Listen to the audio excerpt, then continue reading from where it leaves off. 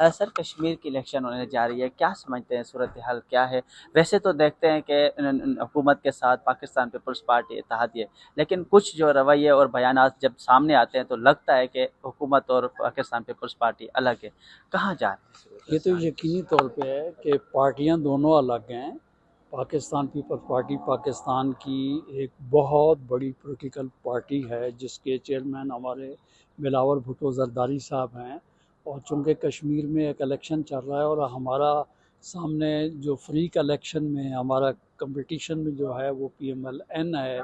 और यकीनी तौर पे इलेक्शन में अपना अपना मंशूर होता है, अपना अपना बयानिया होता है।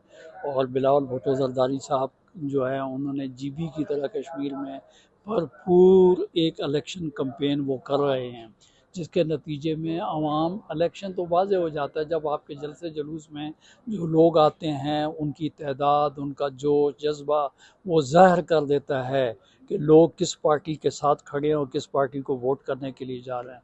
और उससे हटकर जो है, जो बिलावल साहब का जो ख्याल है, उनका जो मैनिफेस्टो है और जो वो लोगों को जो एक पैगाम दे रहे हैं, वो चूँकि वहाँ के अवाम के दिलों की आवाज़ है। और जो उनके मुतालबात वो करना चाहते हैं वो बिलावल साहब की पहले से उनको ऑफ़र है।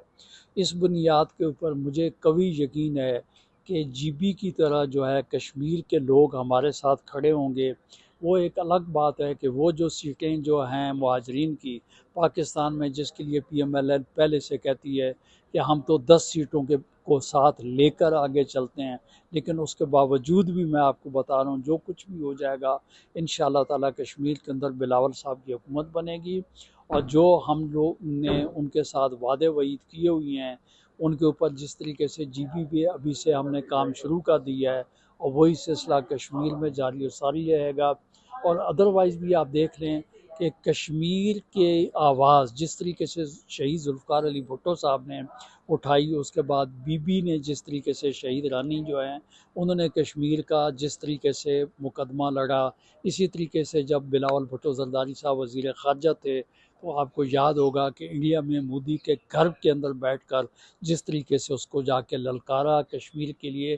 कश्मीर चूँकि पाकिस्तान की शहरग है, कश्मीर पाकिस्तान का इंशाल्लाह हिस्सा बनेगा और कश्मीर में हुकूमत जो है बिलावल भुट्टो जरदारी साहब की सर इस बनेगी। वक्त सिंध का इशू चल रहा है कि सिंध हुकूमत ने भी रद्द अमल सामने जो है उसका भी आया है कि जलालपुर कैनाल के हवाले से जो पानी सिंध का चोरी किया जा रहा है, इस पर क्या कहेंगे? देखें, मैं आपको पहली बात तो ये बात बता दूं, जहाँ तक इरसा के मामलात हैं उसके ऊपर सिंध के हमारे तहफ़्फ़ुज़ात हैं। उसके अलावा जो पानी की सूरत हाल है ये तो कुदरत जो है बहुत मेहरबान है।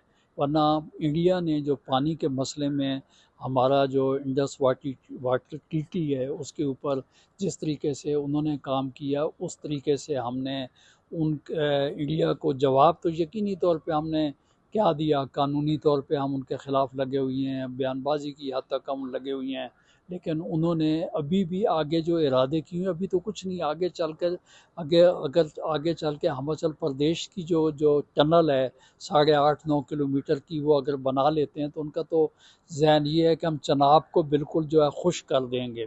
लेकिन मैं ये कहता हूँ कि फ़िलहाल जो पाकिस्तान में पानी है उनको जो तरीक़ाकार जो तकसीम जो है बाकायदा पहले से जो वाटर ट्रीटी के अंदर जो फ़िक्स की हुई है, उस लिहाज से वाटर अपोर्शमेंट जो है हमारा जो अपना है एक मतलब मुआहदा है, उसके तहत सिंध को अपना पानी का हिस्सा मिलना चाहिए।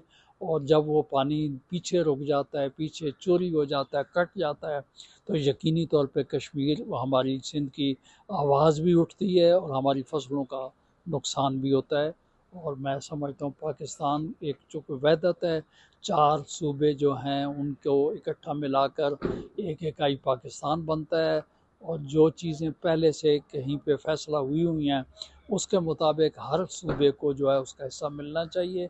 इसलिए मेरी गुजारिश ये है कि वहाँ के लोगों का मुतालबा बिल्कुल जायज़ है कि पानी हमें बर वक्त और हमारे हिसाब के साथ हमें मिलना चाहिए। अदरवाइज़ हमारा मुतालबा जो है मुतालबात बहुत बहुत आगे तक जो हैं वो जाएंगे।